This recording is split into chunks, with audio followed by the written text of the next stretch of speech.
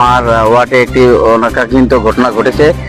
আমার ভোটারের এক মেয়েকে এই এই জায়গায় তুলে এনে কে বা কাহারা মেরে ফেলছে। তো আমি চাই যেন পুলিশ প্রশাসন তৎপরতাভাবে তদন্ত বাইর করে। হ্যালো এভরিওয়ান, আসসালামু আলাইকুম রহমতুল্লাহি ওয়া বারাকাতুহু। সবাই কেমন আছেন? আশা করি সবাই ভালো আছেন। আমিও ভালো আছি আলহামদুলিল্লাহ। আপনারা দেখতেছেন বি কেয়ারফুল ইউটিউব চ্যানেল এবং বি কেয়ারফুল ফেসবুক পেজ। আপনাদের সাথে আছি আমি কামরুল হাসান চৌধুরী। তো প্রিয় দর্শক, আবারও আপনাদের সামনে চলে আসলাম একটি অনাকাঙ্ক্ষিত ঘটনা নিয়ে। তার সাথে সাথে আপনাদের জানাবো কিছু সতর্ক বার্তা।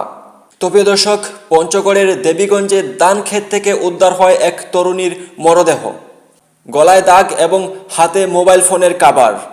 এবং সেই তরুণীর রহস্যজনক মৃত্যুতে চাঞ্চল্য সৃষ্টি হয় এলাকার মধ্যে।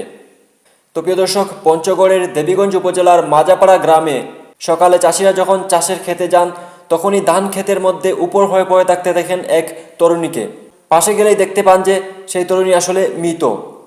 তারপরই চিৎকার চেঁচামেচি শুরু হয়। তারপর এলাকার মানুষ সেখানে জড়ো হন এবং খবর পেয়ে চলে আসেন দেবীগঞ্জ থানা পুলিশ।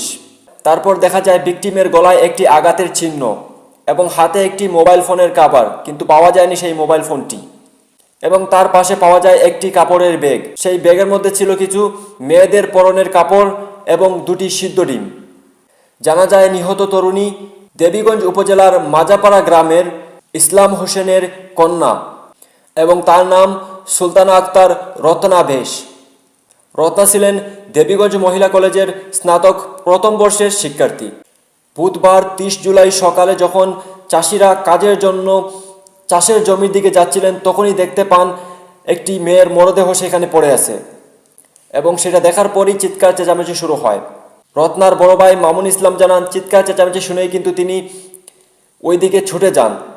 প্রতিবেশী কাউসার আহমেদের জমিতেই দেখতে পান উনারি বোনের মরদেহ পড়ে আছে।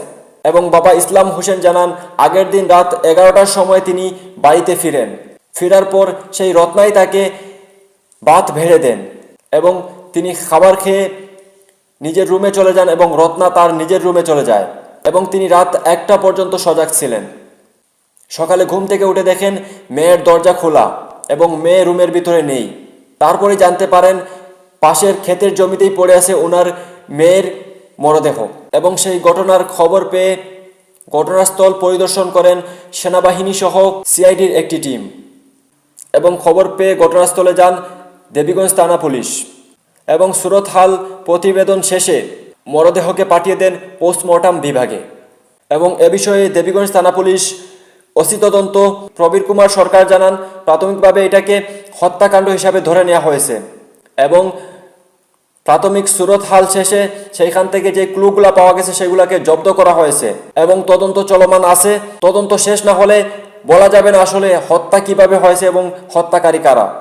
তিনি জানিয়েছেন অতি সত্বর এই ঘটনার রহস্য উদ্ঘাটন করা হবে।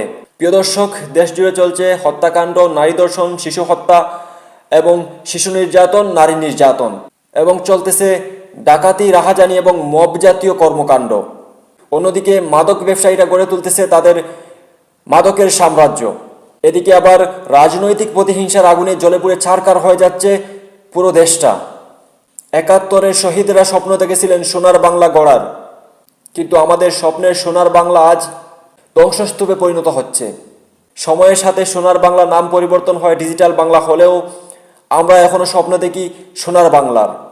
আমাদের এই মিষ্টি মধুর প্রকৃতির ছায়াঘেরা দেশটাতে কি চলতেছে দেখেও ভয় লাগে। প্রিয় দর্শক, দেশের এই দুঃসময়ে সবাইকে সতর্ক থাকতে হবে, সাবধান থাকতে হবে, সচেতন থাকতে হবে এবং সবসময় চোখ কান খোলা রাখতে হবে। নিজের ফ্যামিলি, নিজের আত্মীয় স্বজনের উপর লক্ষ্য রাখতে হবে, তাদের খেয়াল রাখতে হবে, তাদের উপর নজর রাখতে হবে এবং নিজেও সতর্ক থাকতে হবে, সবসময় চোখ কান খোলা রাখতে হবে এবং সাবধান থাকতে হবে। তো প্রিয় দর্শক, আজকের মতো এই পর্যন্ত। দেখা হবে নেক্সট এপিসোডে। ততক্ষণ সবাই ভালো থাকুন, সুস্থ থাকুন। আল্লাহ হাফিজ। আসসালামু আলাইকুম রহমতুল্লাহি ওয়া বারাকাতুহু।